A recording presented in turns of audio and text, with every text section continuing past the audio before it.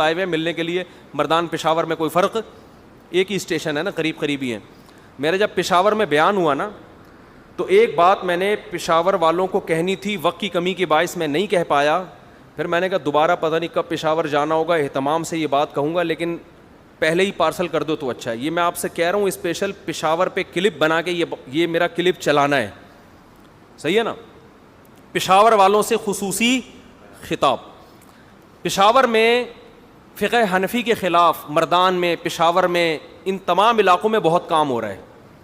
لوگ آئیں گے آپ کو حدیثیں دکھائیں گے، یہ دیکھو امام حنیفہ یہ کہتے ہیں اور حدیث میں یہ ہے. ان کے جوابات تو ہم دیتے رہتے ہیں کہ کوئی بھی آپ کو حدیث امام حنیفہ کے خلاف لے کر آؤ، ہم سے مطلب پوچھو. میں نے تو یہاں اجازت دی ہوئی ہے، پرچہ لاؤ، پرچوں پہ لکھو، میں بتاؤں گا جواب اس کا.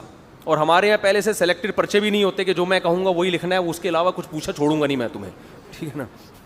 ٹھیک ہے، ایسا بھی نہیں ہوتا. اور ہمارے یہاں یہ بھی نہیں ہے کہ مخصوص لوگوں کو کمرے کے اندر آنے کی اجازت ہو. مسجد کے 2 دروازے ادھر سے کھلے ہوئے ہیں، گارڈ بس یہ چیک کرے گا بم تو نہیں لے کے آ رہا، بم نہیں ہے آ جاؤ بھائی. سمجھتے ہو؟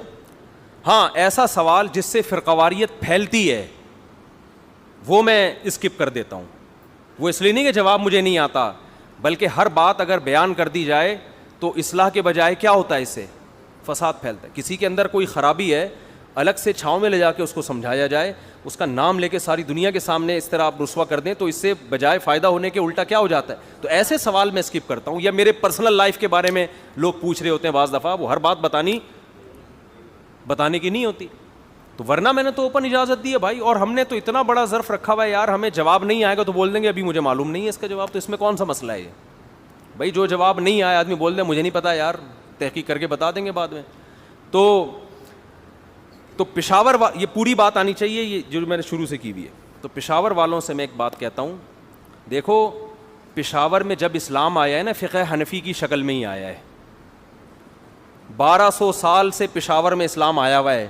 تو جو 1200 سال پہلے آیا تھا نا، وہی اسلام آج تک چل رہا ہے.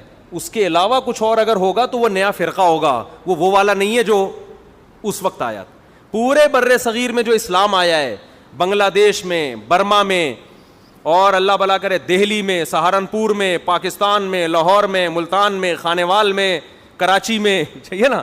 یہ آج نہیں آیا اسلام. یہ کب آیا ہے؟ یہ 1200-1300 سال پہلے اسلام ان ملکوں میں آ چکا تھا. ازبکستان، تاجکستان، بخارا، سمرقند، یہ تمام علاقوں میں فقہ حنفی آیا ہے. ملیشیا میں فقہ شافی آیا ہے. سمجھتے ہو؟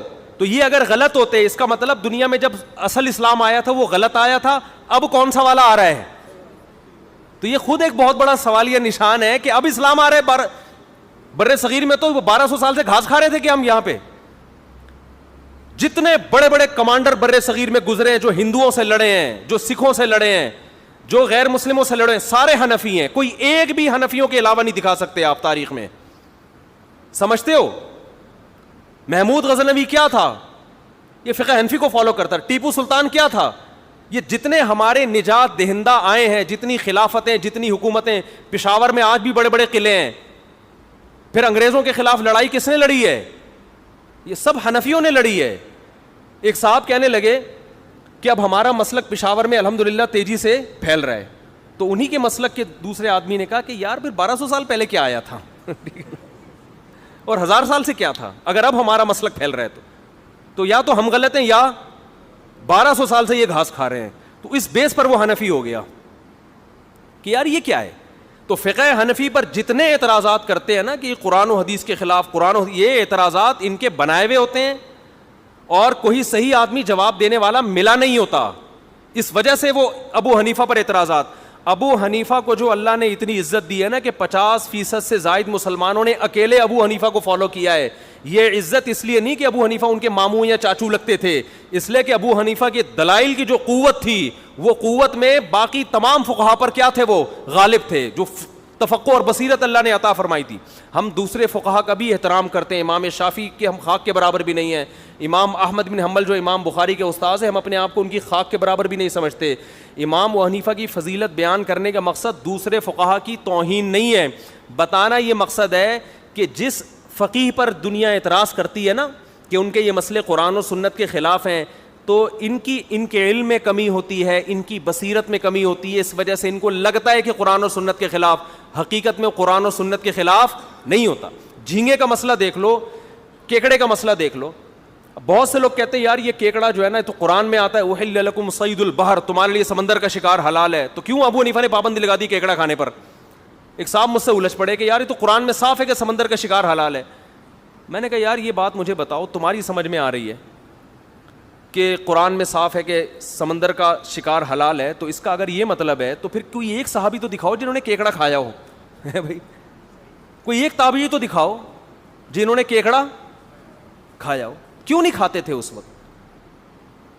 قرآن کی آیت کا مطلب احل لکم صید البحر, یہ حرم سے متعلق ہے. اس سے پہلے والی آیتوں میں ہے کہ حالت احرام میں خشکی کا شکار حرام ہے. اس سے پتہ چلتا ہے اس سے مراد کیا ہے کہ حالت احرام میں سمندری شکار پر پابندی نہیں ہے. اس میں یہ نہیں بتایا جا رہا ہے سمندر کی کون سی مخلوق حلال ہے تو کون سی حرام ہے. اس میں تو یہ بتایا جا رہا ہے کہ احرام کی شکار والی پابندیاں خشکی کے جانوروں پر لاگو ہوتی ہیں, سمندروں کے جانوروں پر لاگو نہیں ہوتی. بس آپ ریفرنس دیکھ رہے ہیں, آیت نمبر بھی کوٹ کر دی محترم نے اور حدیث حوالہ بھی دے دیا, تو اتنا کافی. پھر بھی یہ مسئلہ اختلافی ہے, ہم دوسرے فقہا کا بھی احترام کرتے ہیں. اگر شافی لوگ کھا رہے ہیں اور وہ سمجھتے ہیں امام شافی پر ہمیں زیادہ اعتماد ہے تو ٹھیک ہے, لیکن فنڈر گیری نہ کریں کہ ہمیں آتا ہے ابو حنیفہ کو نہیں آتا تھا. تو پشاور والوں سے میں خاص طور پہ کہہ رہا ہوں کہ یہ جو رفع الیدین کا مسئلہ ہے, اگر اس طرح دلائل ہوتے ہیں نا جس طرح, اچھا ایک رفع الیدین کے مسئلے میں ایک اور گڑبڑ کی جاتی ہے, جزء رفع الیدین للبخاری. امام بخاری کا ایک رسالہ ہے جزء رفع الیدین, اس میں رفع الیدین کی حدیثیں لائے ہیں. لوگ اس کو بھی صحیح بخاری سمجھتے ہیں, حالانکہ وہ صحیح بخاری نہیں ہے, وہ صحیح بخاری کے علاوہ الگ رسالہ ہے. لیکن عوام کہتی اتنی حدیثیں امام بخاری نے روایت کی ہیں, جس سے یہ وہم ہوتا ہے کہ یہ ساری کہاں ہیں, صحیح بخاری میں, حالانکہ وہ صحیح بخاری میں نہیں ہے. بس امام بخاری کا نام آ گیا, آپ نے امام بخاری کی حدیث کو کیا سمجھنا شروع کر دیا, لکھا ہوتا ہے نا رواہ البخاری, تو الادب المفرد بھی امام بخاری کا رسالہ ہے, اس میں تو ضعیف حدیثیں بھی ہیں لیکن وہ بھی کیا ہے, رواہ البخاری. بس پبلک دیکھ رہی ہے رواہ البخاری. یہ تو علم کی حالت ہے. فنٹر ایسے بنے ہوئے ہیں کہ بڑے بڑے فقہا پر کیا کرتے ہیں, اعتراض. تو رفع الیدین کا مسئلہ بھی اختلافی ہے, اس میں امام حنیفہ کے دلائل کمزور نہیں ہیں. امام ترمذی جو امام بخاری کے شاگرد ہیں, جب وہ رفع الیدین کی حدیث کا تذکرہ کرتے ہیں تو صاف لفظوں میں کہتے ہیں وہ بھی یقول بعض اہل العلم من اصحاب النبی, یہی صحابہ میں بعض صحابہ کا مذہب ہے. لیکن جب رفع الیدین نہ کرنے کی حدیث لاتے ہیں تو لکھتے ہیں وہ بھی یقول غیر واحد من اہل العلم من اصحاب النبی, یہی بہت سارے اہل علم صحابہ کا مذہب ہے. رفع الیدین کرنے کے بارے میں کیا کہا, بعض صحابہ کا, نہ کرنے کے بارے میں کیا کہا, بہت سارے اہل علم صحابہ کا مذہب ہے یہ. تو پشاور والوں, جو مذہب اسلام تمہیں ملا ہے نا وہ غلط بولو نہیں ہے.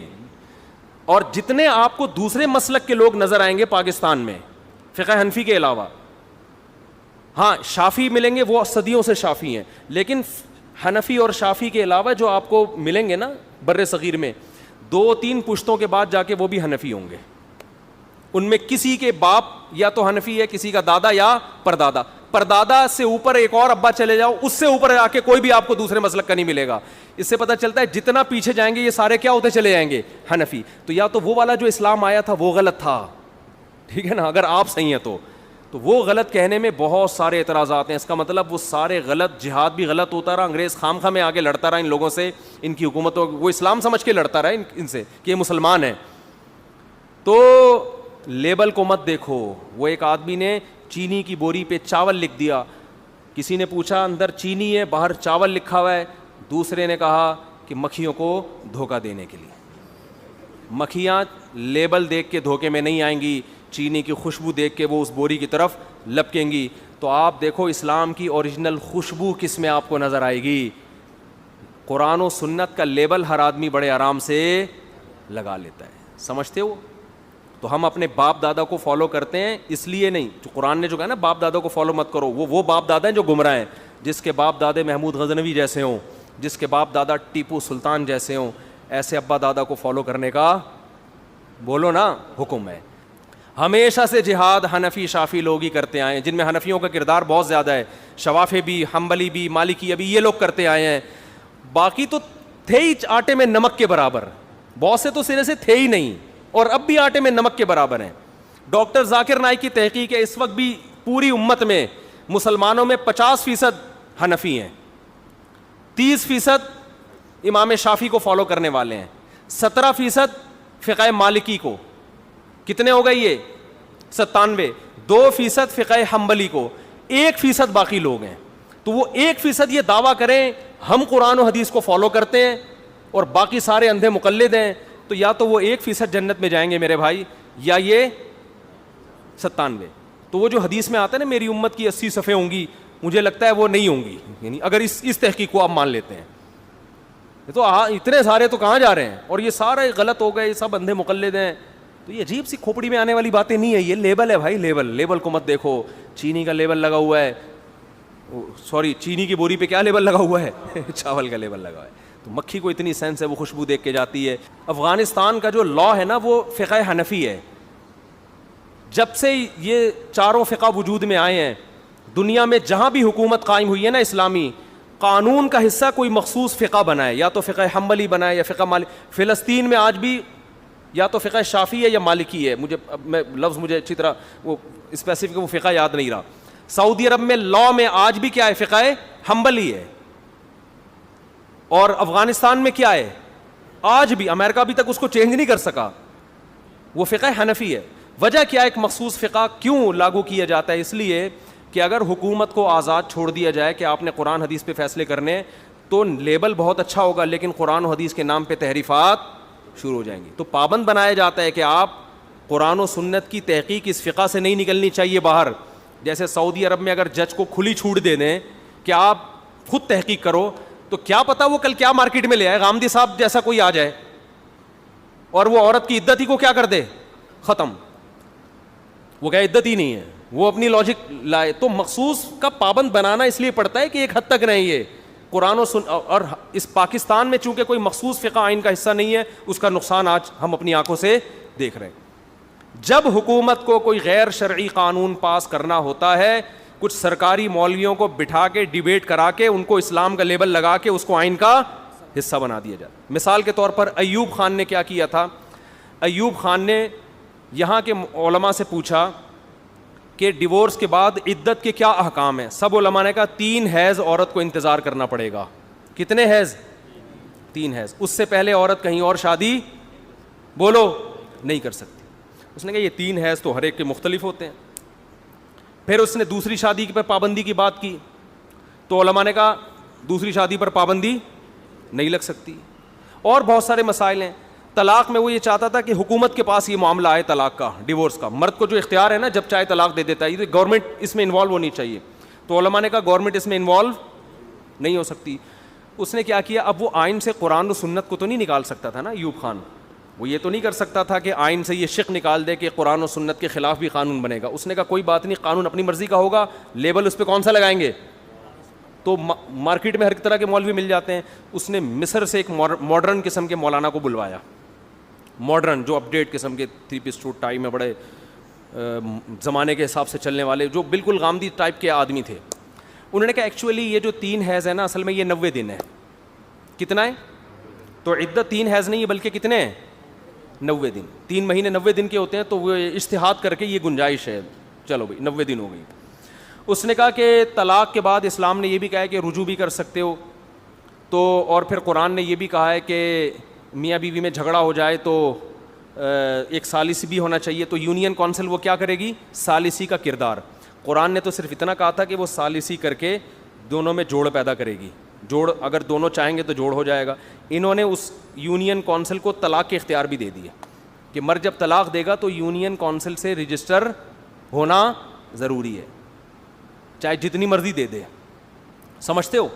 خیر اتنے تحریفات کرتے کرتے کرتے کرتے اس کو قانون کا حصہ بنا کے پوری قوم پہ کیا کر دیا, تھوپ دیا, اور کہا یہ دیکھو یہ مولوی ہے اور یہ ہر مسئلے پر دلیل کہاں سے دے رہا ہے, قرآن سے. اس وقت علماء نے, جس میں خاص طور پر مفتی ولی حسن ٹونکی رحمۃ اللہ علیہ نے بہت کتابیں لکھی کہ یہ بالکل قرآن و سنت کے خلاف ہے, لیکن کسی نے ان کی نہیں سنی, گورنمنٹ نے نہیں سنی.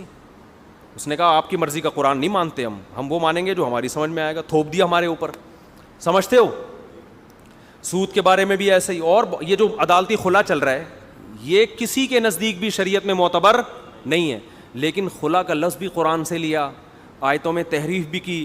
جنرل مشرف نے قرآن و سنت کا لیبل لگا کر اس کو پوری امت پہ کیا کر دیا, تھوپ دیا.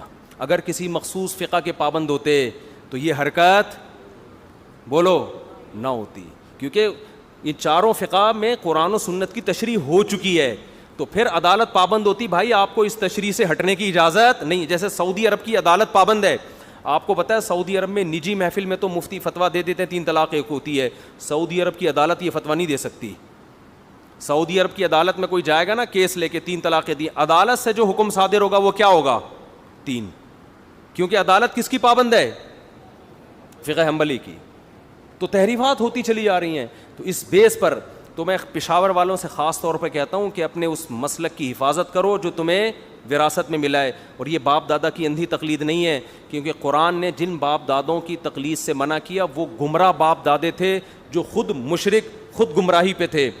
ہم جن باپ دادوں کی بات کر رہے ہیں یہ وہ ہیں جو انگریزوں سے لڑتے آئے ہیں, جنہوں نے بر صغیر میں اسلام کی حفاظت کی, جنہوں نے عقیدہ توحید کی حفاظت کی, جنہوں نے بدعات کا خاتمہ کیا. ہم ان باپ دادوں کی بات کر رہے ہو. اگر ان باپ دادوں سے آپ اگر ہٹ گئے تو یاد رکھو بے لگام اونٹ ہو, پھر آپ کی بریکیں فیل ہیں. پھر کوئی بھی قرآن و سنت کے نام پہ کہیں بھی لے جائے آپ کو تو امت کا جو اتحاد ہے وہ کیا ہو جائے گا, پارا پارا ہو جائے گا. آپس میں لڑنا شروع کر دو گے, کفر کے خلاف متحد نہیں ہو سکتے. ہاں بدعت کے معاملے میں کسی کو فالو نہیں کرنا. تو بہت سی بدعات ایسی ہیں جو فقہ حنفی میں گھسیڑی گئی ہیں, حالانکہ فقہ حنفی کا ان سے تعلق